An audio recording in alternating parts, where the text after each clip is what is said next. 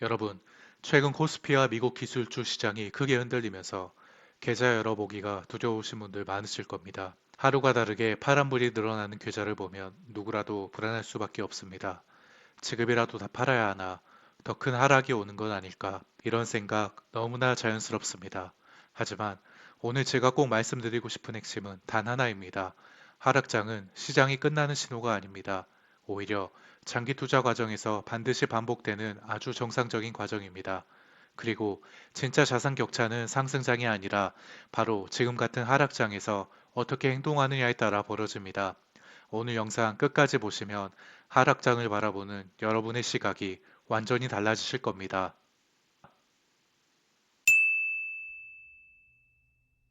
우리는 뉴스에서 삼성전자, 엔비디아, 테슬라 같은 자산이 수천 퍼센트 상승했다는 결과만 봅니다. 와, 그때 샀어야 했는데. 하지만 현실은 다릅니다. 진짜 우량 자산조차 상승 과정에서 엄청난 하락을 반복합니다. 여기서 중요한 개념이 바로 MDD, 최대 낙폭입니다.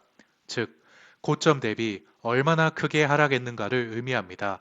예를 들어 SK하이닉스는 약 마이너스 80%, 삼성전자는 약 마이너스 55%, 엔비디아는 약 마이너스 89%, 테슬라는 약 마이너스 74%, 나스닥 100, 즉 QQQ는 마이너스 83%, S&P 500도 마이너스 56%, 코스피 지수 역시 마이너스 55% 수준의 하락을 경험했습니다.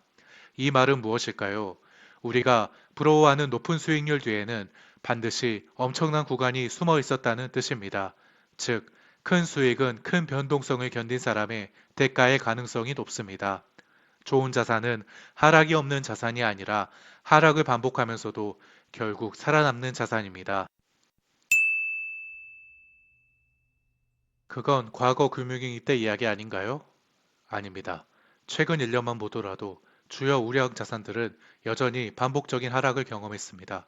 최근 1년 기준 주요 자산 조종폭을 살펴보면 SK하이닉스는 약 마이너스 20%에서 마이너스 30%, 삼성전자는 약 마이너스 15%에서 마이너스 25%, 엔비디아는 약 마이너스 20%에서 마이너스 35%, 테슬라는 약 마이너스 25%에서 마이너스 40%, 나스닥 100 지수인 QQQ는 약 마이너스 10%에서 마이너스 15%, S&P 500 지수는 약 마이너스 8%에서 마이너스 15%, 코스피 지수 역시 약 마이너스 12%에서 마이너스 22% 수준의 조정을 경험했습니다.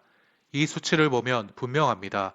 아무리 시장에서 좋은 평가를 받는 우량 자산이라도 매년 일정 수준 이상의 조정과 변동성은 반복된다는 것입니다. 즉, 좋은 자산이라도 하락은 피할 수 없습니다. 지금 여러분의 계좌가 흔들리고 있다면 그것이 특별한 위기 때문만은 아닐 가능성이 높습니다. 오히려 시장 구조상 자연스럽게 반복되는 정상적인 변동 과정일 수 있습니다. 결국 중요한 것은 하락 자체를 두려워하는 것이 아니라 그 하락을 이해하고 어떻게 대응할 시스템을 가지고 있느냐입니다. 장기적인 시장 데이터를 보면 S&P 500 같은 대표 지수조차도 평균적으로 5% 수준의 조정은 거의 매년 반복됐고 10% 이상 조정도 수년 주기로 꾸준히 발생해 왔습니다. 20% 이상의 본격적인 하락장 역시 역사적으로 반복되어 왔습니다. 즉, 하락장은 비정상적인 위기가 아니라 시장이 성장하는 과정 속에서 자연스럽게 반복되는 구조의 가능성이 높습니다. 그렇다면 우리는 무엇을 준비해야 할까요? 가장 현실적인 무기 중 하나는 바로 현금 비중 관리입니다. 상승장에서는 많은 분들이 주식의 100%에 가까운 비율을 투자합니다. 하지만 하락장이 오면 현금이 있는 사람과 없는 사람의 대응은 완전히 달라집니다. 현실적으로 공격형은 최소 10%, 균형형은 약 20%, 안정형은 최대 30% 정도의 현금을 보유하는 전략이 좋습니다.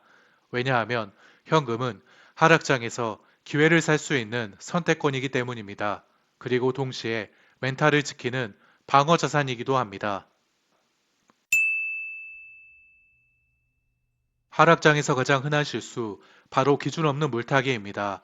주가가 조금 떨어졌다고 해서 감정적으로 가진 현금을 한 번에 몰빵해버리면 더 큰 하락이 왔을 때 추가 대응이 불가능해지고 멘탈까지 무너지기 쉽습니다. 그래서 필요한 것이 바로 기준 있는 분할 매수 시스템입니다. 예를 들어 보겠습니다. 내가 보유 중인 종목이 마이너스 10% 하락 시 보유 현금의 20%를 매수한다. 마이너스 20% 하락 시 추가로 30%를 매수한다. 마이너스 30% 하락 시 추가로 남은 현금의 30%를 매수한다. 그리고 나머지 현금은 시장의 극단적 공포나 예상치 못한 추가 하락에 대비해 끝까지 보유하는 방식입니다. 이 전략의 핵심은 단순히 평단가를 낮추는 것에만 있지 않습니다. 남은 현금을 보유하고 있다는 사실 자체가 투자자의 멘탈을 지켜주는 강력한 방어 장치가 됩니다.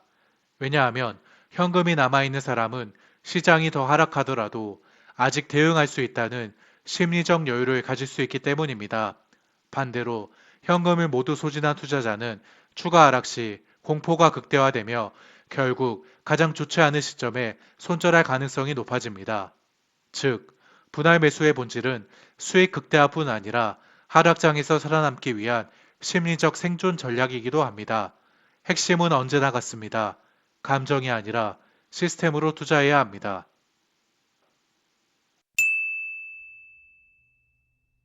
하락장에서 가장 중요한 질문은 이것입니다. 무엇을 사야 하는가? 답은 단순합니다.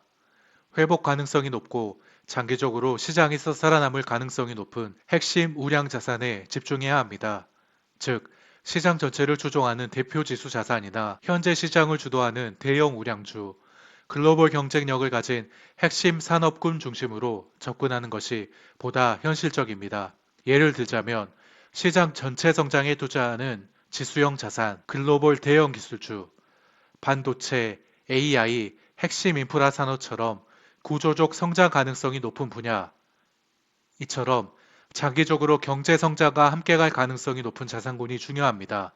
반대로 단기 테마주, 실적이나 본질보다 기대감으로 움직이는 투기성 자산은 하락장에서 회복이 어려울 가능성이 높습니다. 핵심은 하락장에서의 분할 매수는 단순히 싸졌다는 이유가 아니라 결국 다시 살아남아 우상향할 가능성이 높은 자산에만 적용해야 한다는 점입니다.